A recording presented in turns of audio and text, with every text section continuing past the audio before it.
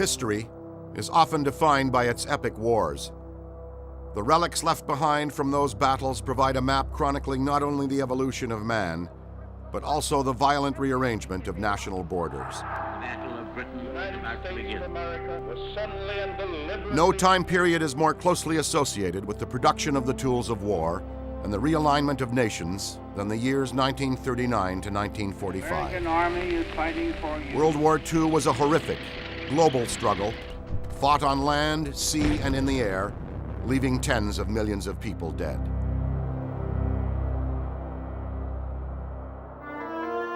Decades have passed since the end of the Second World War, but the question of what future generations will take away from history's most destructive conflict remains. What do the relics of the war say to us today? How will they be interpreted 100 years from now? What do the people who once wore these uniforms and clothing as combatants, victims, and survivors want us to know about their own personal role in World War II? There is a place for those who desire to find answers to these questions. The journey leads to a location that offers a very personal understanding of the true impact of the Second World War. In this setting, people come to reach out and touch history, interacting with leaders and generals, heroes and villains, soldiers and victims. They also connect with the relics of war, both awe-inspiringly large and ingeniously small. More than 6,000 original World War II artifacts are on display here, with no political correctness or agenda present. Based on the objects alone, visitors are encouraged to come away from this place with their own view of the true reality of World War II. Not how we see it today, but in the context of the 30s and 40s, when the anxiety of a world at war was all too real. This is a jewel, this collection of World War II memorabilia. I actually think what I saw here today is unbelievable. I never knew it existed. It's important that everybody know what freedom is and how it is acquired. They say freedom isn't free. It's costly.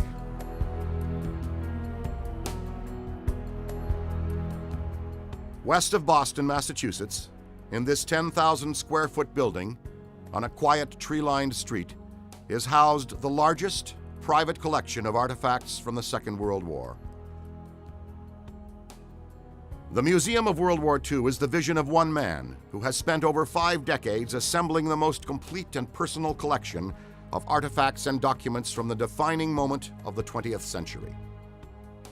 The collection had really become a mission to preserve the lives of all these people and to preserve what really happened, the reality, and preserve it in a way that people in the future can look at the materials, look at the information people had at the time, not retrospectively, not what people wrote about it after the war, not distilled by historians anybody has a point of view as to what you put in or leave out, but just how people saw it at the time, what influenced them, and people could come to their own conclusions.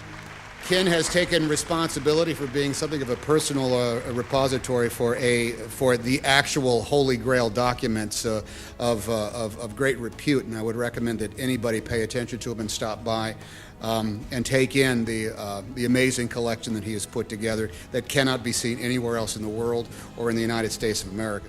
That World War II is seen as a simple situation. It wasn't, but compared to now, people think of it as the good guys had white hats, the bad guys had black hats, you knew who was who, there were clear missions, nothing was ambiguous. Now we face a world in which everything is ambiguous. The distance of time boils things down to what appear to be more simple situations. Ken Rendell's World War II collection was evolving long before saving the artifacts and personal stories of the war mattered to most. For many in the early 1960s, the Second World War was still too fresh, a nightmare better left in 1945. The war would eventually have its place in history, but just not yet. When I started collecting World War II more than 50 years ago, nobody was really interested in collecting it. I think it was so immediate to people. They knew people who had died. There were a lot of people who were wounded. There were regular parades for every patriotic occasion of World War II veterans. I think it was just too immediate for people to think of saving it.